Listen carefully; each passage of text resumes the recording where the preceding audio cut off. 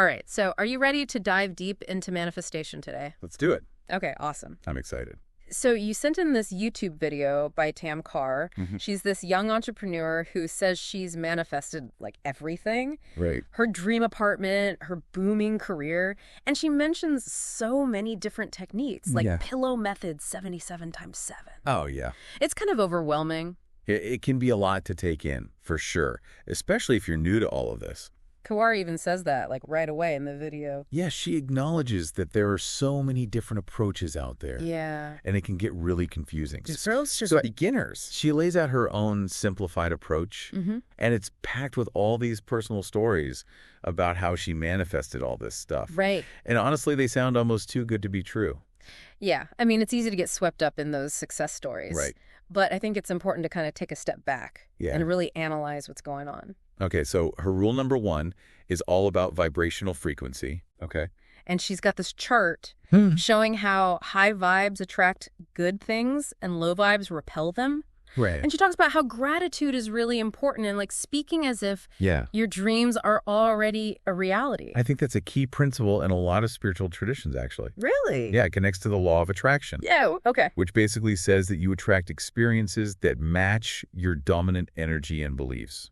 So it's not just about wanting something. No, it's about embodying the energy of already having it. So it's more about internal alignment than like what's actually happening around you. Exactly. It's about shifting your internal state to match your desired reality. Okay. Of course, there's some debate about how literally we should take this law. Right. But I think the idea of aligning your thoughts and feelings with your goals, that's super powerful. Then she talks about her rule of trust. Okay. Which says that things might actually get worse before they get better. That feels a little counterintuitive. Yeah, I can see why that would raise some eyebrows. Right. It's important to be cautious with that idea. Yeah. You know, some people might try to frame it as like a universal law. But I think it's more of a framing technique, you know? Okay. Like thinking of challenges as opportunities for growth can be empowering. Yeah. But it doesn't necessarily guarantee that you'll be successful later. Yeah. So not like a magic formula or anything. Right. It's more about finding ways to stay positive when you face setbacks. Okay. And then Kaur's rule of detachment feels kind of tricky too. Yeah. How do you focus on a vision, but then not obsess over the outcome? Exactly. I think that's where the line between like intention and action can get blurry. Okay. Like detachment doesn't mean you just sit around doing nothing. It's more about releasing that need to control every single step. Okay. You still need to take action, but trust that things will work out. So balancing effort with surrender. Yes, exactly. And that can be a tough balance to find. Yeah. Okay, so rule number 4 is all about being clear about what you want. Okay. So Kaur says don't just say, I want more money. Right. Say, I want this specific job that pays this specific amount. I love that. Yeah. It's all about setting smart goals. Smart. Specific, measurable, achievable, relevant, and time-bound. Oh, okay. So taking those big dreams and turning them into things you can actually act on. So it's like translating those visions into actionable steps. Exactly. Okay, and her last rule is all about patience. And she has a great example here. It took her 3 years to manifest 100,000 followers on Instagram. 3 years? Yeah. That's a long time. I know, right? But it highlights something really important. Yeah. It takes time. It does. We live in this world where everyone wants everything right now. Instant gratification. But real lasting change, that takes time. It really does. And it takes consistent effort over a long period. So not overnight success. No, it's about consistent effort and trusting the process. Okay, so we talked about the core principles, but how do you actually put them into practice? Right. So Kaur seems to be a big fan of vision boards. Vision boards, yeah, I love them. Yeah? They can be super powerful. In what way? Well, they help you clarify what you want, but they also tap into the power of visualization. Oh, okay. And there's actually a lot of research that shows that visualization can have a real impact on your brain. So it's not just arts and crafts. No. It's actually changing your brain. Yeah, it's about shaping your neural circuitry. Okay. When you visualize your goals, your brain actually starts to see them as more achievable. So it's like training your brain to believe it's possible. Exactly, and that can lead to more motivation and more action. Kaur even talks about how she used a vision board to help her start her own business. That's awesome. Yeah, and she partnered with Shopify to build her online store. Which is a perfect example of taking action, right? You have the vision board, and then you take the steps to make it real. She's also a big believer in visualization, especially right before you go to sleep. Oh, yeah. She says it can reprogram your subconscious mind. Reprogram? Yeah. Is there any truth to that? You know, it's funny because that idea is often met with skepticism. But more and more research in neuroscience is showing that visualization can be a really powerful tool for change. So it's more than just daydreaming. Oh, yeah. It's way more active than that. Okay. It's about creating a vivid, sensory-rich experience in your mind. So like a mental movie. Exactly. Okay, so we've got vision boards, visualization. Yeah. Now let's talk about the law of assumption. Okay, this is where things get really interesting. It does sound a little intense. It is. The law of assumption basically says you need to act as if what you want is already true. Even if it seems impossible. Even then. I remember that example she gives about the competition winner. Yes. Walking onto the stage with total confidence. Right, like they've already won. Before the winner is even announced. It's all about embodying that winner's energy. But how do you do that if you don't even know if you've won yet? It's about shifting your mindset from hoping to knowing. Okay. From wishing to believing. So more than just positive thinking. It's deeper than that. Okay. It's about cultivating a deep inner certainty that what you want is already yours.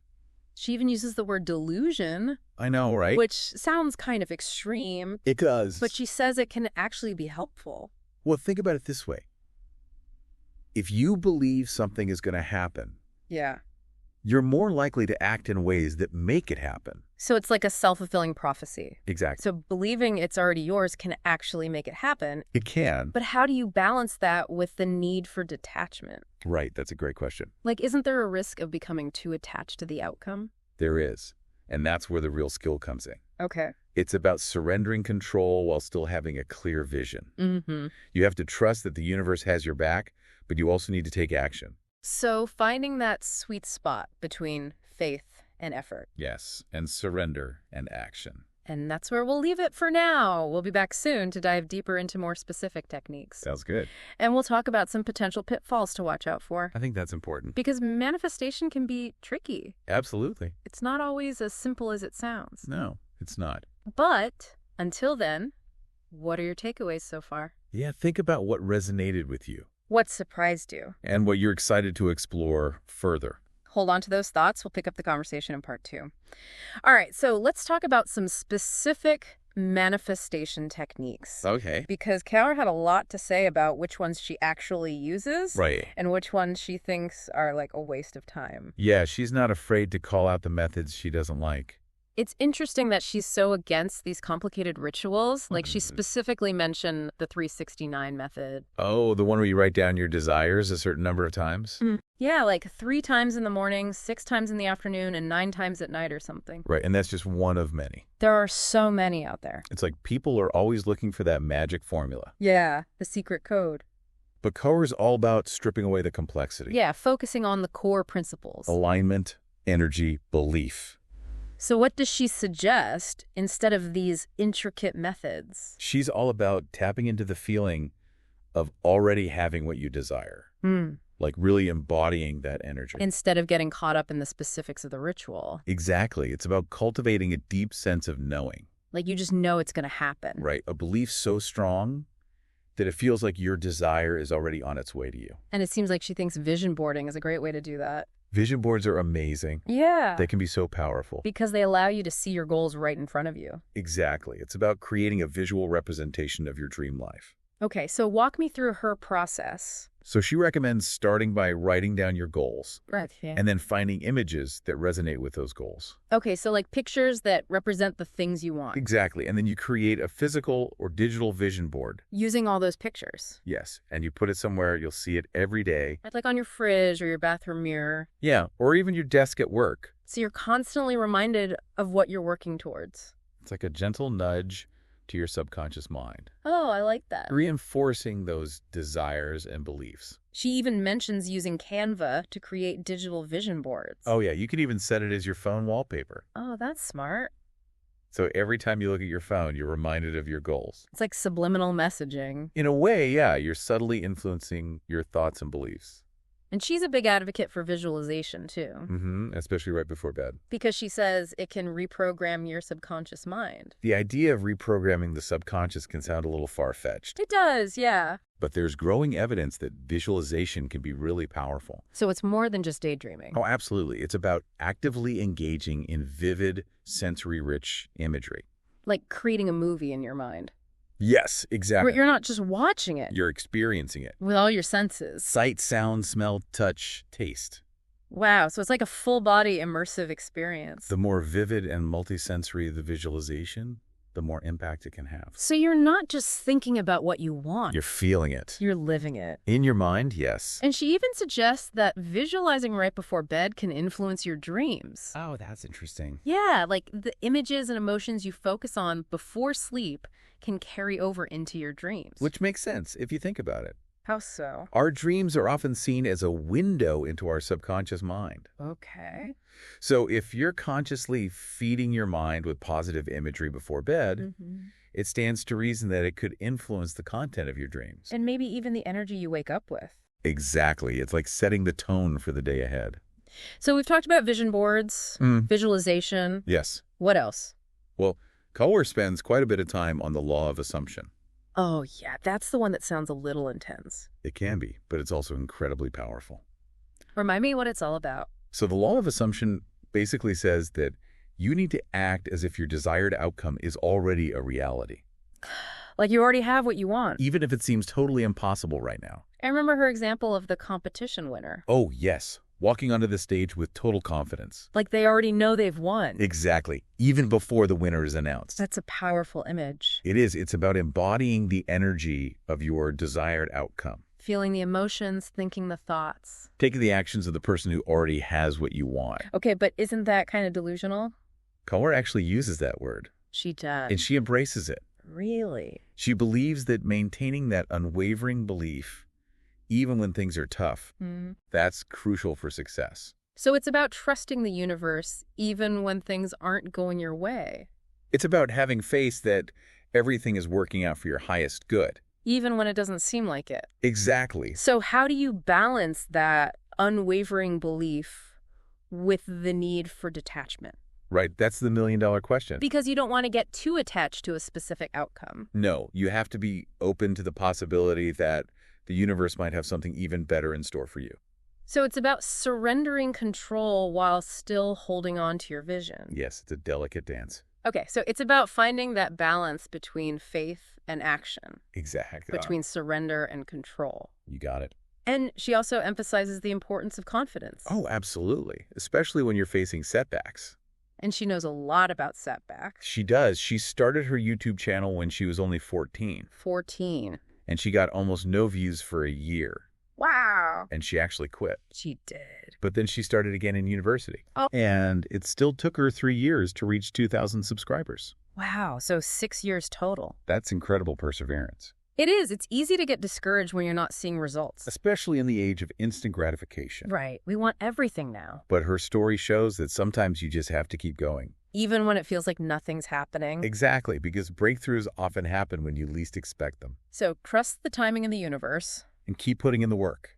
And it seems like Kara's all about taking action. Oh, yeah. She's a big believer in aligning your actions with your desired outcome. Not just visualizing and affirming, but actually doing things. Exactly. She encourages people to get creative and think outside the box. Like working in a fancy hotel lobby to visualize a life of luxury. Yeah, or practicing slow living if you want a more relaxed lifestyle. So you're literally embodying the energy of what you want to manifest. Exactly. You're stepping into that reality, even if it's just through small symbolic actions. She also talks a lot about confidence and self-image. She says you should walk around as if you've already made it in life. Like you're already successful. Dress in a way that makes you feel powerful. Okay. And carry yourself with that same energy. So it's like projecting an image of success. It's about recognizing that our external world is often a reflection of our internal state. Okay. So if you embody the confidence and energy of the person you want to become, you're sending a powerful message to the universe. And to yourself. Exactly. You're saying, I'm ready for this. It's kind of like the fake it till you make it philosophy. But with a deeper, more intentional purpose. Okay, so we've talked about vision boarding, visualization. Yes. the law of assumption, and the importance of taking aligned action. So what else does Kaur recommend? Well, she introduces 2 more methods. Okay. She calls them speak it into existence and act it into existence. Interesting. They sound like they build on the law of assumption. Like... Jeez. Yeah, let's break them down. First up, speak it into existence. What's that all about? It's all about the power of language and how the words we use can shape our reality. So she's a big fan of affirmations. Huge fan. Using the present tense, positive language, speaking as if your desires are already manifest. Exactly. She believes that affirmations can literally reprogram your subconscious mind. Reprogram. Yeah, it's about replacing those negative thought patterns with more positive and empowering beliefs. And she uses her characters, Lola and Athena, to illustrate that. Right. Lola's always focusing on what she doesn't want. Yeah, and she's always complaining. While Athena is focused on what she does want. And she seems much happier. Exactly. It's a great reminder that our internal dialogue matters. Yeah, if you're constantly putting yourself down, it's going to be hard to manifest good things. Because you're basically telling the universe that you don't deserve them. So you have to believe in yourself. And believe in the power of your words. Okay, so what about act it into existence? What's that all about? So this one is all about aligning your actions with your desired identity. So acting as if you already have what you want. Exactly. Even if it's just in small ways. Like dressing for success even if you're not working your dream job yet? Yeah. Or investing in yourself by taking courses or attending workshops. Oh, that's a good one. It's about taking those tangible steps that move you closer to your goal. She also talks about not feeling guilty about spending money on things that make you feel good. Like treating yourself to a nice meal or a spa day. If that's part of the lifestyle you want to manifest. Exactly. It's about releasing those limiting beliefs around money. And allowing yourself to receive abundance. Yes. And it's not just about spending money. Okay. It can also be about prioritizing rest and rejuvenation.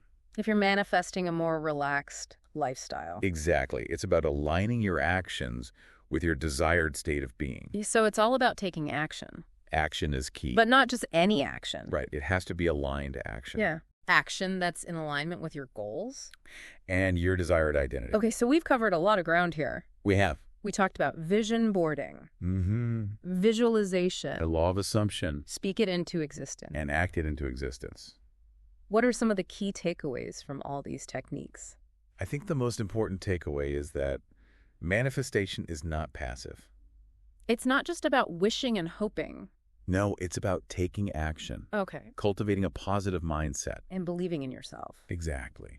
So what does all of this mean for you, the listener? Yeah. What resonates with you the most? What techniques are you excited to try? And what small act-as-if steps can you take today to align yourself with your goals? Hold on to those thoughts. Yeah, we'll be right back. Because in part 3, we're going to explore some potential pitfalls. Oh, there are definitely some things to watch out for. And we'll talk about how to avoid them. It's important to be aware of the potential downsides. So, stay tuned. All right, so we've explored a ton of manifestation techniques. We have. Inspired by Tam Kaur's approach. But before we wrap up, let's talk about some potential pitfalls. Right, because manifestation can be tricky. It's not always as easy as it sounds. No. Yeah. And I think one of the biggest mistakes people make Okay. is getting too focused on the outcome. Okay. And they forget about the journey. Right. Like they're so fixated on the end goal Exactly. that they miss out on all the growth that happens along the way. It's just like they're trying to force things to happen. Instead of trusting the process. Right. And that can create a lot of resistance. Kaur talked about detachment, not getting too attached to a specific outcome. Yeah. That's a tough one. It is, because you want to have a clear vision. Right. But you also need to be open to the possibility that things might unfold differently. It's about surrendering control while still holding on to your intention. So how do you find that balance? I like to think of it as holding your intention lightly. Lightly. Yeah, like a feather. Instead of gripping it with a clenched fist. So you're not trying to force it. No, you're trusting that the universe might have a different plan. Okay. Maybe even a better plan. So you're open to the unexpected. Exactly. You're trusting that things will work out for your highest good. Even if it's not exactly how you envisioned it. Right. It's about focusing on the feeling you want to experience. The joy, the freedom, the sense of purpose. And trusting that the universe will deliver that feeling. Even if it comes in a different package. Exactly. What other traps should we be mindful of? Another common one is mistaking manifestation for passivity. Oh, yeah, like you just sit back and visualize what you want. And poof, it appears. Like magic. But manifestation is not magic. It's not. It requires action. Kaur's really clear about that. Oh, yeah. She's all about taking inspired action. Remember her homework at the end of her video? Yeah. She wants people to start taking action today. It's about embodying the energy of the person you want to become. And taking tangible steps towards your goals. Okay, so detachment, action, patience. Oh, yeah, that's a big one. It's easy to get discouraged when things don't happen overnight. Especially in today's world where we're used to instant gratification. But like Kaur's journey to 100,000 followers. 3 years. It takes time. It does, and it takes consistent effort. So we need to be patient. And trust the timing of the universe. Okay, so detachment, action, patience. Anything else? I think we also need to talk about negative self-talk. Oh, that's a huge one. It can be so destructive. Because if you're constantly telling yourself you're not good enough, or you don't deserve success, you're basically manifesting those negative outcomes. Remember Lola. Oh, poor Lola, trapped in a cycle of self-sabotage. She's a reminder that our thoughts create our reality. So we need to be mindful of our inner dialogue. And choose to focus on positive, empowering beliefs. Kaur is a big fan of affirmations for that. Affirmations can be really helpful. Because they help you reprogram your subconscious mind. It's like feeding your mind with the thoughts and emotions that align with your desires. So it's not just about saying the words. It's about feeling the truth behind them. Okay, so detachment, action, patience, positive self-talk. Any other tips? I think it's important to stay grounded. Grounded. Yeah, manifestation isn't about escaping reality. Right, it's not about pretending everything is perfect. It's about acknowledging where you are now. And then taking steps to create the reality you want. So it's not about denying reality. It's about shaping it. We are the co-creators of our own lives. That's a powerful thought. It is. It's empowering. And it's a reminder that we have the power to choose our thoughts, our beliefs, and our actions. And those choices will shape our experiences. Absolutely. So what are you taking away from this deep dive? Yeah. What resonates with you? What are you inspired to do? I encourage you to experiment. Try different techniques. Find what works for you. And remember, manifestation is a journey. It's not a destination. It's about growth. And becoming the best version of yourself. Tam Kaur said, take action today. What's one small step you can take right now? To align yourself with your goals. And start manifesting the life you desire. Keep dreaming big. Keep believing. And keep taking action. We'll see you next time. On The Deep Dive.